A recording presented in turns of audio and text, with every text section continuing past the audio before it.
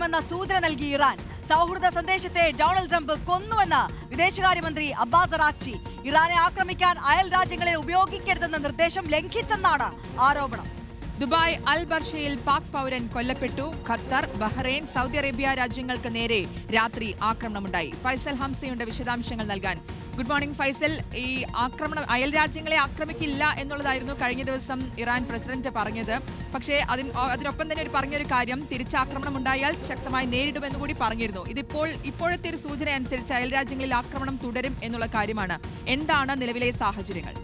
Good morning Arya. ശ്രുതി സൂചിപ്പിച്ചതുപോലെ തന്നെ കഴിഞ്ഞ ദിവസം ഇറാൻ പ്രസിഡന്റ് മസൂദ് പെസഷ്കിയാന്റെ ഒരു പ്രസ്താവനയുണ്ടായിരുന്നു. അദ്ദേഹം അയൽരാജ്യങ്ങളുമായി സംസാരിച്ചെന്നും അവരോട് അദ്ദേഹം ക്ഷമ ചോദിക്കുന്നതായും ഇനി ഒരാക്രമണം ഉണ്ടാകില്ല എന്നുള്ള തരത്തിലായിരുന്നു. അതിന് അദ്ദേഹം ഒരു നിബന്ധന മുന്നോട്ട് വെച്ചിരുന്നു. ഇനി കൂടുതൽ ആക്രമണം ഇറാനിലേക്ക് ഈ അയൽ രാജ്യങ്ങളിൽ നിന്ന് ആക്രമണം ഉണ്ടാകരുത്, അമേരിക്ക ഈ താവളങ്ങൾ ഉപയോഗിക്കരുത് എന്നുള്ളതായിരുന്നു.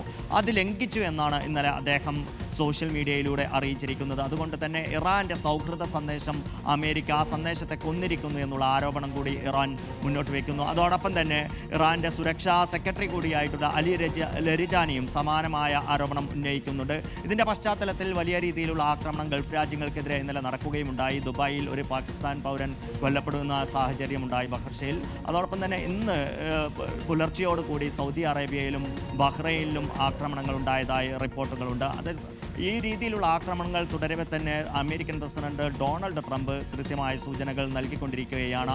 ഈ യുദ്ധം കൂടുതൽ കാലത്തേക്ക് നീളുമെന്ന്. അതിൻ്റെ സൂചനയാണ് ഇസ്രായേലിന് കൂടുതൽ ആയുധം നൽകാനുള്ള അമേരിക്കയുടെ തീരുമാനം. അടിയന്തര സാഹചര്യം പരിഗണിച്ച് US കോൺഗ്രസിൻ്റെ പോലും തീരുമാനത്തിന് കാത്തു നിൽക്കാതെയാണ് 20,000-ലധികം ബോംബുകൾ ഇസ്രായേലിന് നൽകാൻ ഇപ്പോൾ തീരുമാനമെടുത്തിരിക്കുന്നത്. മാത്രമല്ല കൂടുതൽ ആയുധങ്ങൾ അമേരിക്കൻ വിപണിയിൽ നിന്ന് വാങ്ങാനും ഇസ്രായേലിന് അനുമതി നൽകിയിട്ടുണ്ട്. ഇത് സൂചന നൽകുന്നത് യുദ്ധം നീണ്ടു നിൽക്കും എന്നുള്ളത് തന്നെയാണ്. അതോടൊപ്പം തന്നെ വലിയ രീതിയിലുള്ള വാദപ്രതിവാദങ്ങൾ ഇരു രാജ്യങ്ങളും തമ്മിൽ നടത്തുന്നു. വലിയ രീതിയിലുള്ള പ്രത്യാക്രമണങ്ങളും നടക്കുന്നു എന്നുള്ളതാണ്.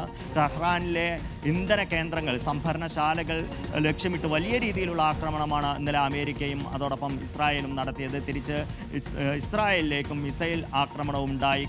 നേരത്തെ ബ്രിട്ടനും അമേരിക്കയും തമ്മിലൊരു തർക്കമുണ്ടായിരുന്നു. ബ്രിട്ടനോട് ഈ യുദ്ധത്തിൻ്റെ ഭാഗമാകാൻ ട്രംപ് ആവശ്യപ്പെട്ടിരുന്നു. അന്ന് കെയർ സ്റ്റാമർ ബ്രിട്ടീഷ് പ്രധാനമന്ത്രി അത് സമ്മതിച്ചിരുന്നില്ല. പക്ഷേ അതിനുശേഷം ബ്രിട്ടൻ നിലപാട് അല്പം മയപ്പെടുത്തിക്കൊണ്ട് പ്രതിരോധ ആവശ്യങ്ങൾക്കായി ഒരു കപ്പലയക്കാം, വിമാനവാഹിനി കപ്പലയക്കാം എന്നുള്ള ഒരു നിലപാട് സ്വീകരിച്ചു. അതിപ്പോൾ ട്രംപ് തള്ളിയിരിക്കുകയാണ്. അതായത് ബ്രിട്ടനുമായുള്ള നിലപാടിൽ കടുപ്പിച്ച് തന്നെയാണ് ട്രംപ് ഇപ്പോഴുള്ളത്. യുദ്ധം ജയിച്ചുകൊണ്ടിരിക്കുന്ന സാഹചര്യത്തിൽ ഇനിയൊരു സഹായത്തിൻ്റെ ആവശ്യമില്ല. ബ്രിട്ടൻ്റെ കെയർ സ്റ്റാമറുടെ നിലപാട് എക്കാലവും മനസ്സിലുണ്ടായിരിക്കുമെന്നുള്ള ഒരു ഭീഷണിയും എന്തായാലും ട്രംപ് നൽകുന്നുണ്ട്.